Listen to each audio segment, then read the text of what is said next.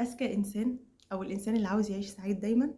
لمّا ييجي يبُص لثروات الأغنيا وأموالها وعيشتهم، يفكّر كده دايمًا أو في ناقوس كده تنبيه كده يقول له الناس دي كلّها شوية سنين وهيروحوا يتدفنوا، وهيتدفنوا زي ما أنت هتتدفن أنت بالضبط، ما حدش هياخد حاجة من كل الثروات دي وهو بيموت، تمام؟ عشان ما تحسّش كده إنّك بقى هتعيش تعيس طول العمر ده شوية قد كده، وهُم هيعيشوا أغنيا طول هُم برضه هيعيشوا أغنيا قد كده، ولو ما عملوش الحاجات اللي ربنا أمرهم بيها والأحكام اللي ربنا حكمها عليك وعليهم، كل واحد بقى له حسابه عند ربنا، فدي حاجة هتخلّيك عايش سعيد ومبسوط وراضي، وعايز دايمًا تقرّب من ربنا علشان خاطر ترضيه، عشان بقى في الآخر اللي